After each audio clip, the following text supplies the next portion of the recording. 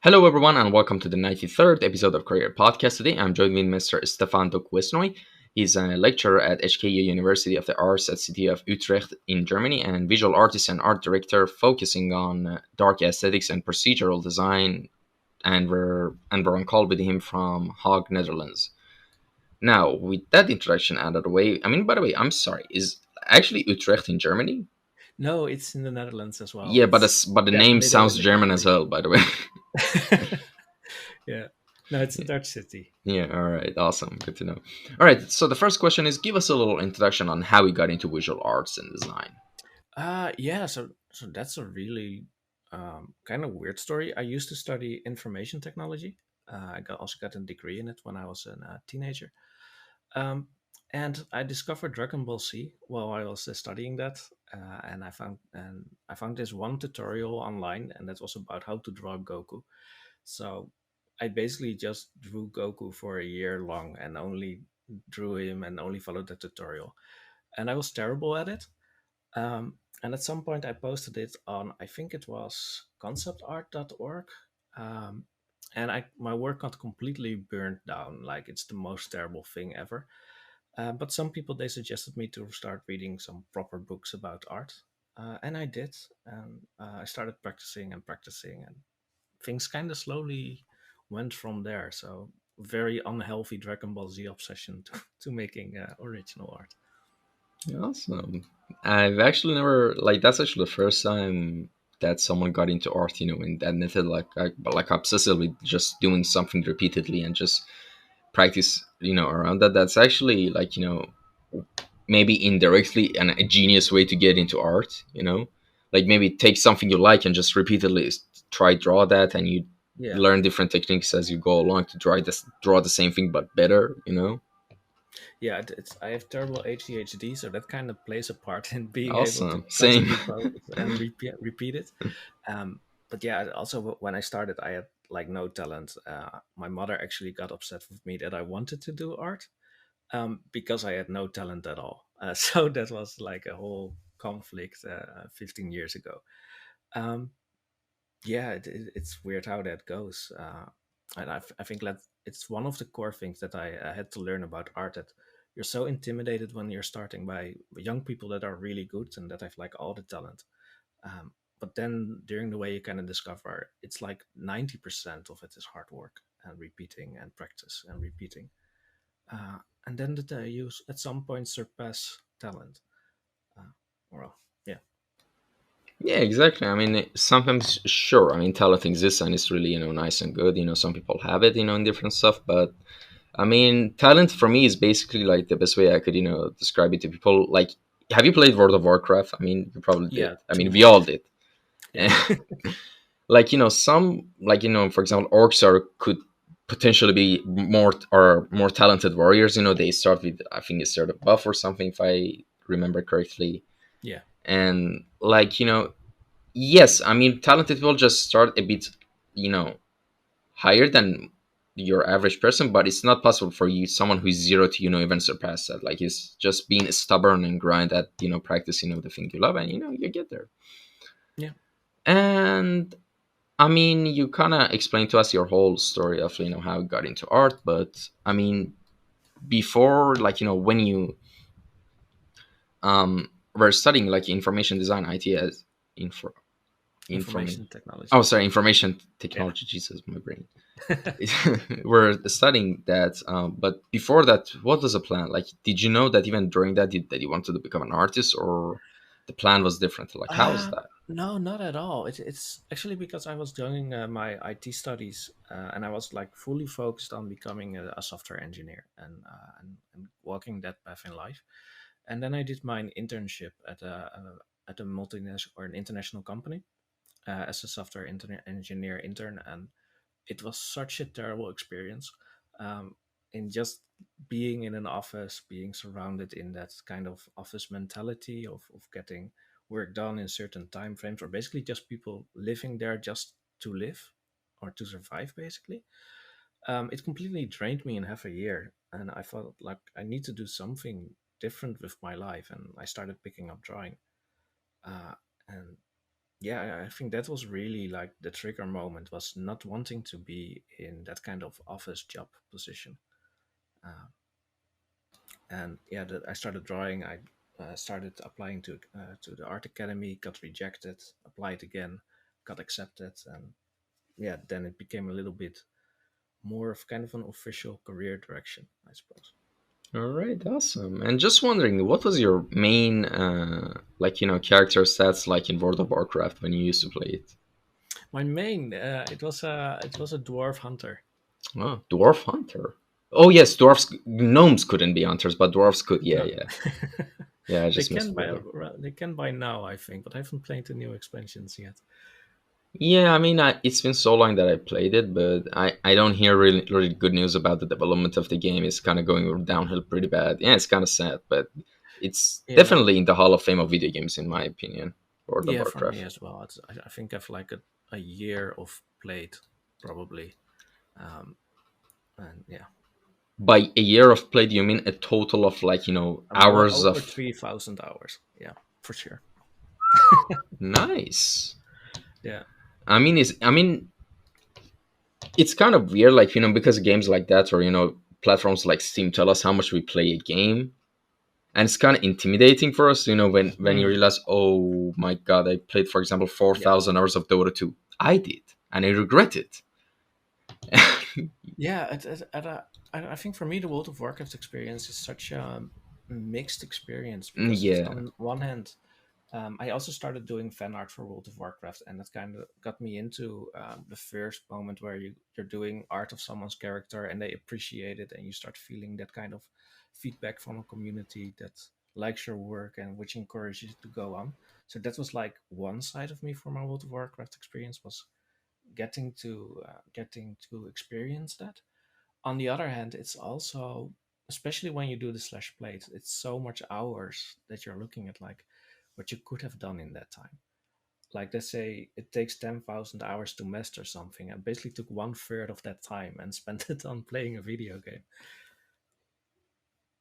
Yeah, I mean, exactly. By the way, there's nothing like with playing video games for like, that amount of time. I mean, because if we didn't do that, we'd probably do something else. I mean, Yeah, yeah, I mean, but to be fair, we could, I mean, we realized this stuff when we grew up, actually, we're like, oh, I wish, for example, instead of all that time, I spent, like, practicing fundamentals of art or, like playing chess, because I actually something that I recently started, like, in a year, and I wish I started when I was young.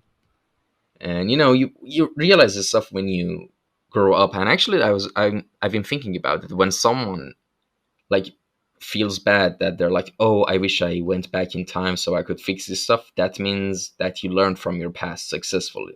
yeah, Because if you never get to that feeling of what you did wrong and what you do, you didn't learn anything, and you're just carrying the same mistakes.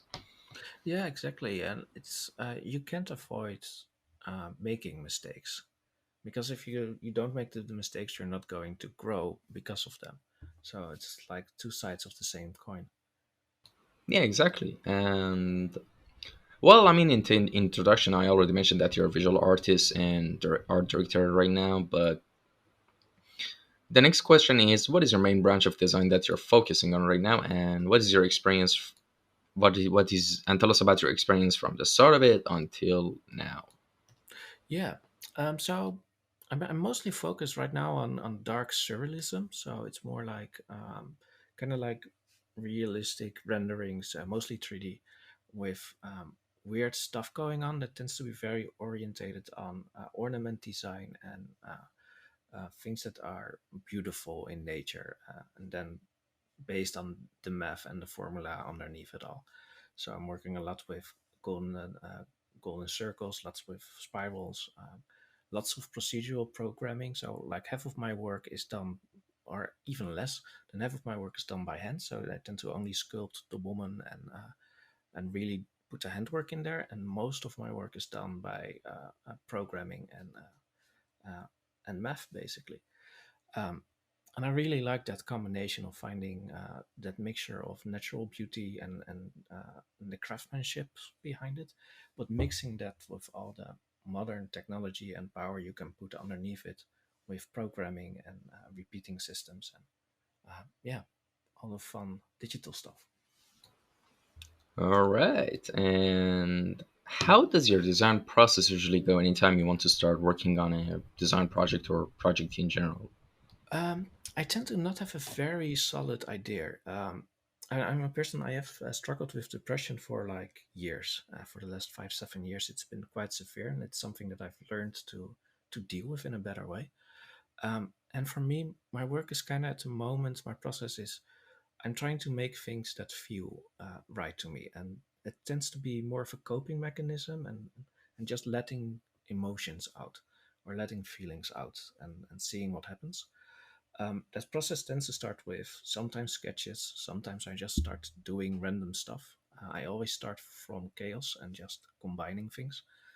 And then at some point, the work is like speaking to you, like, this is the direction the work wants to go. And then I just follow along in that. Um, and basically, at that point, it becomes a very typical 3D pipeline kind of work, like setting up the models, doing the unwrapping, doing the texturing, finding the right references for the right details, and then slowly bringing it towards an end with compositing. And my final step is always trying to figure out what it actually is that I made and what it says or what it means. All right, that's actually a pretty interesting answer. I've never kind of gotten quite like one which is kind of like intuitive, like the whole process rather than logical, Yeah, which is yeah, fascinating to me. yeah. It's a very weird process for me as well because I'm as a person, I'm incredibly logical and reasonable in everything that I do. So I'm very Hmm. planned out, very much always looking for how does things work together. That's also what I teach at school. Is I teach design process and then how to start from having no idea and setting up your thumbnails, setting up your references, and then having a really structured process. And for my own work, I completely ignore everything that I teach and just do what feels right. Um, and yeah, that's. But I think it's also because I've had like years of doing it in the typical structured concept art way. That somewhere got ingrained or became an instinct, and that I now have to rely less on doing it consciously. Yeah, that actually makes a lot more sense because for as you said, yeah, I think it's because you've done it for so many years, and a long time that you just do it subconsciously on autopilot mode, basically, which Yeah. is still really interesting. And there's a couple of things I want to talk about right now. We're in the general art chat section of the podcast, which is first for anyone who's listening. I want to say that the way I actually found Mr. Duc- I'm sorry, I'm not.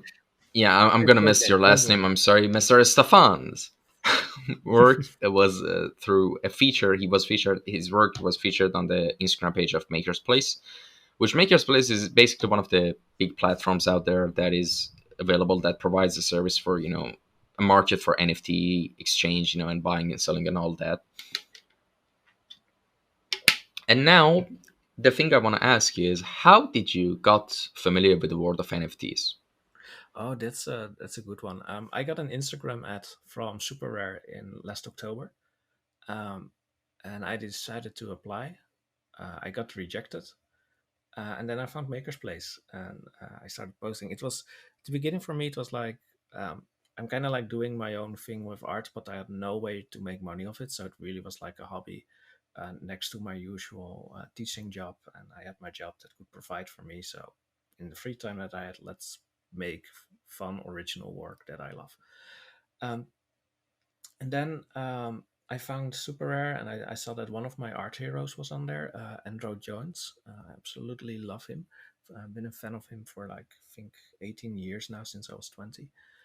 Um, and he was selling his work there, and I thought, well, if he can sell his original work, maybe so can I. And that's how I started rolling into it. And by investing more time in it and discovering more what NFT is, also kind of discovering that what it could do for an artist beyond just being a way to sell, but also the entire community behind it, and also the kind of liberty it can give you as a digital artist in being an independent artist. Yeah, I mean exactly. I mean it's a pretty big topic, but because it's both polarizing for a lot of people and controversial. And at the same time, there's like, if you just look at the other side of the brightness and the huge amount of opportunities it brings to the whole table, not just for artists, for like there's people, the people just seen a glimpse of what we could do with the whole NFT technology. We just seen, you just sell art, you just sell JPEGs, you just sell VR models or 3D Yeah. models or stuff like that. But it's more than that. I mean, the all right, let me give you an example, and also to anyone who's listening. I mean, of course, you probably already know it, so you don't need any education on this. But have you played the game Elder Scrolls Oblivion? Yeah, a long time. Awesome, awesome. So in the beginning scenario and basically beginning sequence of the game, the king rushes into the prison cell and says, "Take this amulet and take it to some other guy, Jeffrey or something. It was name, I don't remember. That amulet is something unique, and at the time of the setting of the game, no one else has something like it, and it's like such a unique jewel and gems that were used for it that it's even hard to replicate. So it's kind of like he gave him a token, a unique token that can be replicated. And it was his proof of authentication to the guy he told him to visit. That's actually a really good example analogy to use for people to explain what the NFTs mean. Yeah. And Yeah. basically because of that, you can even sell, for example, virtual items or characters or places, for example, in a mobile or online game in a studio's developing, and the holder of that NFT could have literal the proof of ownership of that place, virtual stuff. I mean, world is going virtual and is just directing toward virtual in every single aspect of an online. People might not understand it right now, but wait at least 10, 20 years and you'll see what I mean. Yeah, and I think NFT is it's such a complicated philosophical or let's see what's the right word, philosophical. I can't pronounce it, but I think you know where I'm going with it. Hmm. The philosophy behind NFT, I think, is still hard for the mass market to understand because the product that you're tying to it, in this case, digital art, it is so it can be so easily duplicated. Like anyone can take my image, right click on it, and save it on their computer, and it's there. But at the same time, if you look at our society and you look at our legal system and what it's defined by, like 90% of our laws that we have are about property and owning and having proof of ownership for something.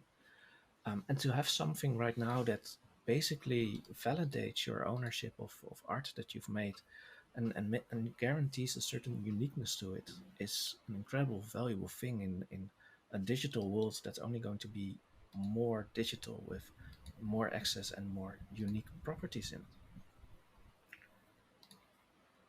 Yeah, exactly. And like the example I made about like the all right, let me just explain it again, sorry, because I'm mumbling at this point. Imagine a video game studio is making a huge game like the next World of Warcraft, all right? Actually, now that I think about it, Riot Game is making a new rival game to World of Warcraft, which is going to get released in 2025-26, which I'm actually super pumped about it because it's going to be based upon and located in the world of Runeterra, which is the world of League of Legends and all that good stuff. And there's so much opportunities now. For example, here's what Riot can do. He can sell different locations or temples in that world that everyone visits as NFTs to anyone who can buy, and anyone who owns that NFT, that token, that proof of ownership, can be the owner of that place and have a special extra stuff, Yeah. basically write stuff. And like I'm saying so much basic things right now, but there's so much cool potential things you can do with this. I just named some very basic stuff right now, but from that on, just try to think of other opportunities. I mean, you get my point. Yeah. And actually, the next question is something that I don't ask everyone. I usually ask it to people who are like a more surreal, abstract kind of artist. And the question is, have you ever used your dreams as inspirations for your works? My dreams are quite boring, actually. So no, no, my dreams tend to be about very typical real life circumstances and scenarios. Um, no, it's for me. I think it's actually because I'm quite boring. that I'm really working to find interesting things to show and to grow in. My biggest inspiration is probably my Pinterest board that I've been building up over the last 7 years, and that has been growing and evolving. So when I'm out of inspiration, I just scroll through there, and then I find interesting mixes and things. Awesome. And I think here's the thing, like, um, you said you're boring, but I mean, I like, I'm not saying this, compliment or anything, but I think the thing you're trying to say is that you're not a very active, hyper, like, loud person. I think No, that. it's I tend to be like for all the energy and stuff that's in my work and all the emotion that I try to put in there as a person myself and how I decorate my space around me or how I project myself into the world around me, it's very um, counter intuitive to the work that I create. So I'm like really laid back, very simple clothes. I tend to not have a lot of stuff. I live very minimalistic. Um, yeah. Yeah, we're the same then. I mean, I don't. I actually, my parents been begging me to buy a fridge for the last year and a half, and I'm like, no, I'm happy this way. Like, I mean, the only thing that I kind of mad that I have is a washing machine, because I actually need it, because I work out every day and I need to, wash them every day. But yeah, even if I could, do the thing with just, simple washing rack from, like, 100 years ago, where how people used to wash clothes in the river. Like, yeah, I mean, I kind of understand your point of view, but because, I mean, there is the thing that I'm thinking about is because you said your dreams are also not that surreal and stuff like that. And I've been thinking about this subject, like, for a while now, and that how what determines, someone has wild dreams or not. And I think usually it's how engaged the brain could be. Like, how much engagement does it need? For example, I personally have a hard time sleeping at night, so I have to role play in my head that I'm somewhere and I'm just hiding from enemies, and I'm just have curling up somewhere, and it just makes me fall asleep better, like stuff like that. Sometimes we need that push to give our brain that kind of imagination. I don't know if you're like that as well. It's I think my personal theory is that I'm probably so active in my mind the entire day when I'm working and doing my things that my brain is just too exhausted at night to get dreams out because I go to bed and I like sleep immediately and I'm dead pretty much. So I'm instantly asleep. Um, but also always extremely exhausted by the end of the day. And I think Hmm. it's probably kind of related to the ADHD part as well, being incredibly active in how you think and all the chaos that comes with it. Yeah. ADHD or HDHD, is that something different? ADHD, right? Is it? Oh yeah, I thought you said HDHD. Sorry. Oh. And all right, so let's move on to the next question, which is something that most artists are kind of afraid of. Don't worry, it's nothing personal Oh or no. inappropriate. It is, who are your favorite artists and designers that have inspired you the most? Oh, damn. Because it changes like constantly. Um, I'm a big fan of the pre-Raphaelite era of art. So then you're looking at a good moment to lose all of their names immediately. You're looking at artists like Waterhouse. Um, uh, nice. So I'm a big fan of the area, and it's like this period in late England. I think late 1800, where they're like kind of taking inspiration from the antique age of art, and then they're trying to modernize it with modern clothing and with modern kind of aesthetics, and trying to create their own thing of it. And they have this really interesting approach to art, like what your art should be like, what it should do for others, what it shouldn't do, and a whole set of principles that I always kind of like try to keep using in my work as well. And things like it has to have it needs to have a certain beauty that engages someone in thinking in a certain way. It needs to be made with respect and craftsmanship and attention to what you're doing and stuff like that.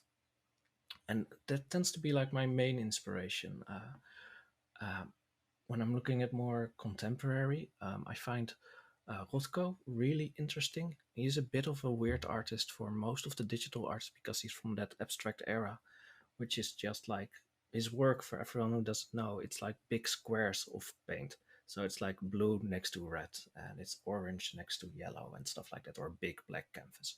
The kind of art that makes you say, well, everyone can do that. I can do that. Why is no one paying me a few million to do it?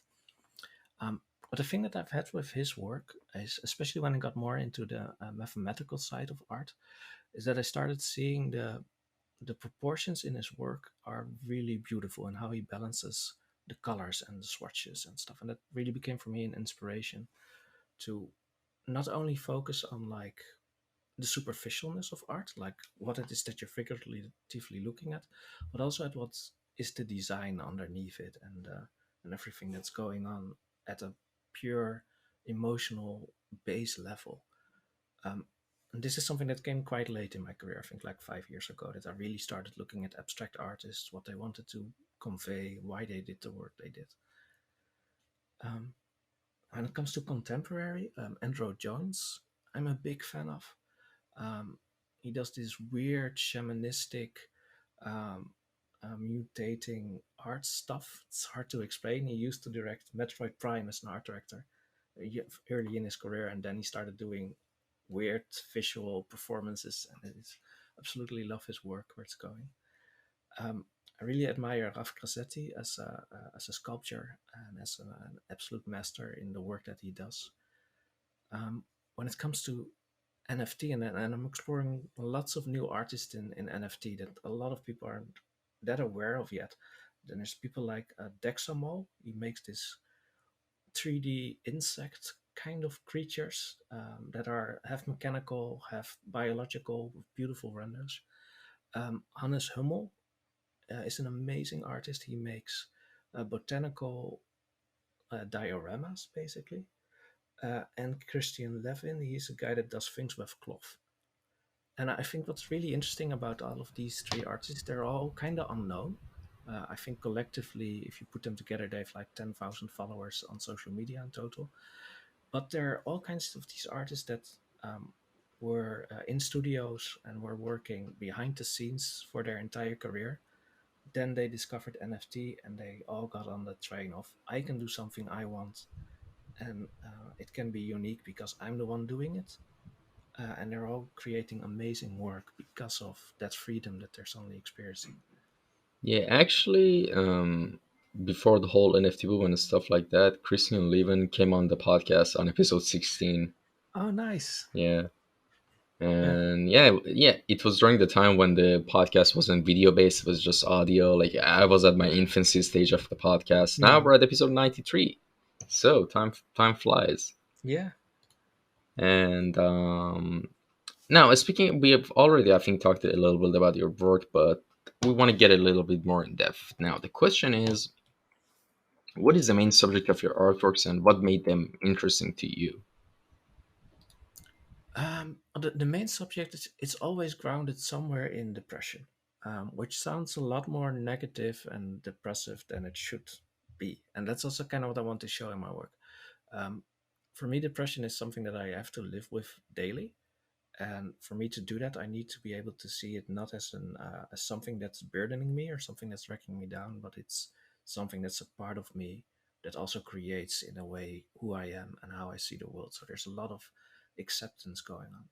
And what I want to kind of show in the work that I make is that from working from a very dark perspective, you can create life and things from that as well. It doesn't have to be skulls. It doesn't have to be death. It doesn't have to be that slippery slope downwards always. But that you can also work with depression in a way that it feeds and that it grows and that it uh, can create something beautiful. Um, I think that's a very big core theme that is in most of my work. And All that's why right. I tend to work with flowers, for example. Yeah, that's a good thing to add. And well, let's get in a little bit more technical with the questions. What technologies and softwares do you mostly use for your works? Um, that's a whole bunch of them. Houdini is my main tool, side effects Houdini. It's a procedural digital tool for everyone who doesn't know. It's like a 3D 3D tool on steroids. Basically, it's incredibly hard to get into. But once you get into it, there is nothing that stops you from doing whatever you want. I use Substance a lot. Substance Designer and Substance Painter are a major part of my workflow. ZBrush is a major part of my workflow, and Adobe Photoshop. On the side, I sometimes play with Marvelous Designer as well, All and right. Octane Render, of course. Octane. All right. Yeah. All right. So, what are you working on right now that you can tell us about? What kind of project is it? I mean, if it's something freelancing you can talk about, sure. Do tell No, us no. it's a personal project. Uh It's huh. called Dahlia, so it's going to be about a flower again. Um, I had this just finished this series of 5 works that was like 5 unique flowers. I'm now going to make something of 3 flowers or 3 pieces centered around one flower. It's also a work that takes a lot of inspiration from Chris Cooksey.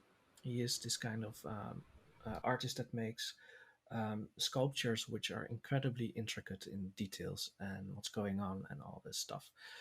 And I kind of want to bring that into 3D art and see if I can pull that off in a way. So I'm kind of like combining flowers with that direction and seeing where it's going. It's a bit of a hard work to describe. There are some sneak peeks on my Twitter account where I sometimes show test renders. Um, and I have no idea yet what the story is going to be behind it, but All right. And what area beside the area you're working on right now, which is of course art and all this stuff, would you be interested to explore and learn in the future, given if you had enough free time and energy and resources and all of that? And I mean, it doesn't. The question isn't, by the way, limited to just learning a new skill. It could be doing anything. It could be completely non-art related, by the way. oh, I would love to start bouldering and climbing rocks and stuff like Hmm. that. That's something. I've always been this kind of like attic nerd that is working on his attic room, and whether it's programming, whether it's doing art, I'm very focused on sitting behind the desk and doing things. And I'm 38 now. I'm noticing that my body isn't has grown in certain ways that is not really beneficial from that lifestyle. And one of the things I want to start picking up is taking care of myself in a physical way. Hmm. And bouldering is one of the things I want to do as soon as the Corona lockdowns are a bit more normal and Yeah. I can actually go there. I mean that sounds awesome. Yeah, definitely. But just a piece of advice, like bouldering is a super good way, is a fun way to actually engage your whole body and get strong grips and everything, useful actually physical skills. But I think for a start and as a foundation, you should start running or bicycling, a cardio basically version, because um yes, I mean, at first when you start bouldering, you're gonna have problems with cardio, with your Yeah, muscles, with breathing. So if you, for example, take care of the cardio and the body endurance in general, and the heart endurance, heart muscle endurance in general, you just take care of it with either bicycling or swimming or running, and then you add bouldering or other sports to it. That's the best way to approach yeah, it. yeah. It's what I've been picking up during the lockdown as well. More running, more working out at home, and trying to get a regimen in there and to build it up a little bit. And it's weird that like my this is one of the things that I've noticed about myself as well. Like 10 years younger, I had like all these big fantastic things I want to achieve and I want to learn about and I want to grow about. And at the moment, I'm much more in just figuring out what the small things are that make me happy in life instead of gigantic goals that I still want to achieve or gigantic new skills that I want to develop. Yeah, I mean that's something that you get. That type of perspective only comes with age, and yeah, it's a whole thing on itself. Yeah. And well, with everything that's been said and done, to conclude all we discussed, give us a roadmap for someone who is zero in visual arts and wants to get to the place you are in terms of skill set. Like, for someone who is here and is zero in visual arts and experience, but there's an interest and Yeah. they want to get here where you are. Now, from here to here, what major steps do you recommend them or should they take, in your opinion, to get there? I think the first big advice would be is the thing that you want right now is not the thing that you want in 5 years. Um, uh, and this is and this. a lot of this comes, of course, from my teaching job, where I basically have like 60 students a year, where we have to go through exactly this question. Like, I'm here, I got accepted into the school. Now, what's going to happen with my career? Um, and I think that one of the core things that we always see with students in the school is that they start out as, I want to be a 2D character concept artist. That's like one of the major things that everyone wants to be, because that's like the big fantasy, to be the guy that gets into the top row on an art station and to have that kind of character there. That feels right. And everyone that starts has like these kind of big goals. They want to be the best in this. And then they start studying, and I think our better students are the ones that kind of discover, while they're studying, that there are certain things that really connect for them, and certain things that do not connect from them. And I think the students that pick the thing that really works well for them and are willing to change their paths based on what works are the ones that are being successful in their career and throughout the school and in their life afterwards. The students that are kind of like stubbornly sticking to the one subject tend to also be the students that in generally don't really succeed that well in it.